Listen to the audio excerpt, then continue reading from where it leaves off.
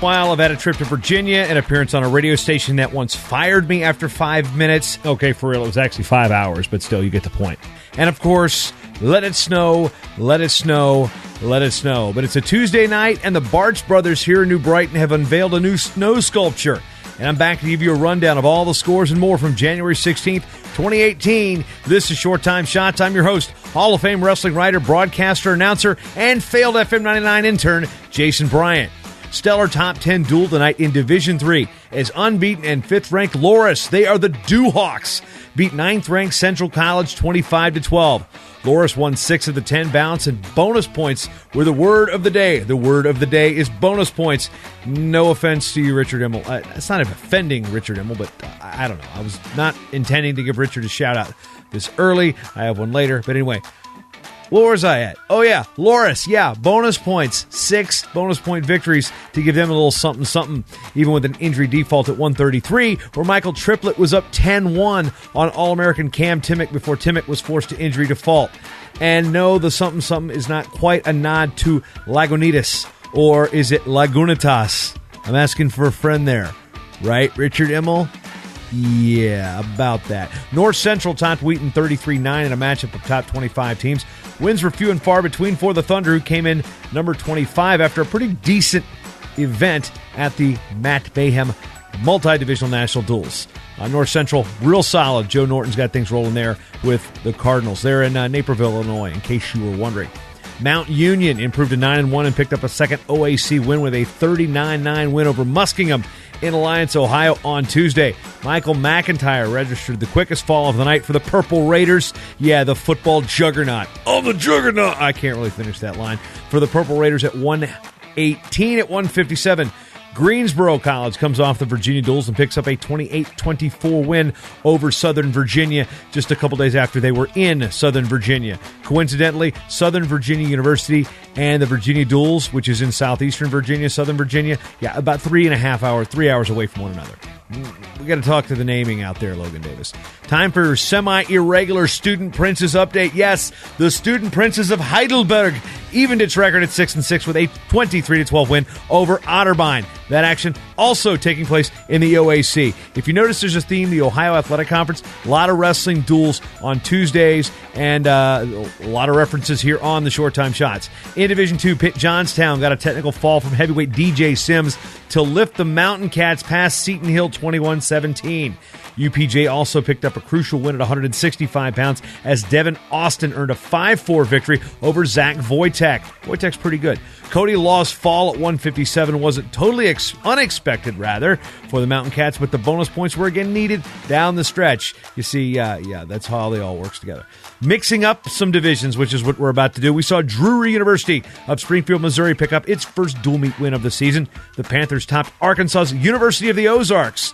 Yes, University of the Ozarks. The way I had to write that, because I couldn't read it, because they didn't top, the University of the Ozarks. It's University of the Ozarks. I couldn't just say Ozarks, because some of you might have never heard of the school. Relatively new. One of 6 schools in Arkansas with wrestling now. Remember, they used to have none. They used to have none in high school. Anyway, University of the Ozarks, coached by Leroy Gardner, former junior world teamer in the Greco.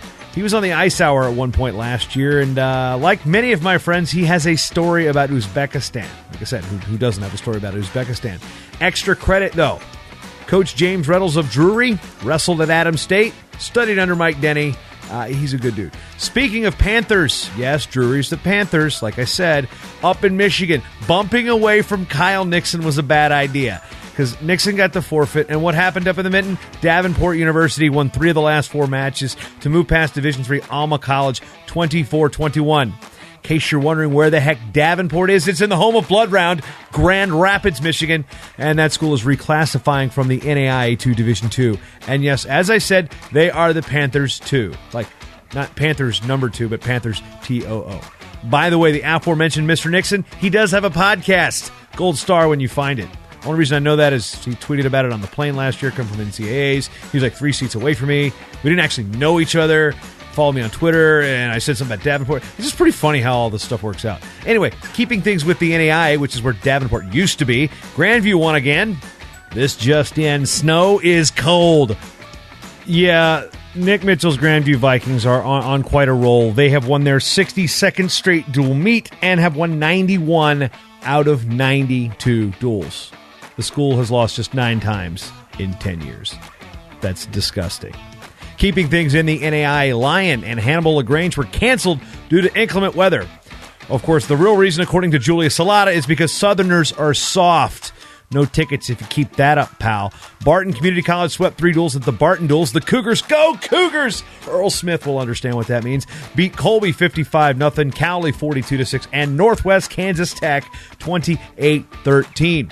No report on the other scores since most junior colleges don't really update their athletic websites on nights where you're wrestling quad meets in the middle of Kansas. It's just how it is. However, big ups to Barton. They're really coming on strong. First-year program, placed at the National Duels. Really, really, really good stuff coming there. A lot of growth in Kansas. You want to talk about wrestling growth everywhere? Yeah, Kansas is just blowing up with college wrestling programs. So is its cousin, Arkansas. No, it's Arkansas. Old joke, funny, haha. On that note, I'll just mic drop it later. Thank you for spending your time with me because you've always got time for short time shots. Rate, review on iTunes or Apple Podcast or whatever the heck you listen to it on. Thanks for listening. Again, these things will kick back up as we are got a bit of a lull before I hit the postseason. So, short time shots. Also, give me your feedback. Jason. I can't even say my own email right, folks. Jason at BryantWrestling.com or at Jason M. Bryant on Twitter. Let me know what you think of the new website layout at MattTalkOnline.com. Every single show on this network just laid right out. You just got to scroll. You play everything. It's great. Anyway, that's all I got for you now. JB out. The Short Time Wrestling Podcast is proudly outfitted by Compound Clothing. Shirts, singlets, custom gear orders, everything you need. Call up Cliff and the crew at cmpteamwear.com. First time listening? Well, you can change that by going to matttalkonline.com/getshorttime to subscribe on Apple Podcasts or listen on your favorite podcatcher at matttalkonline.com/listen.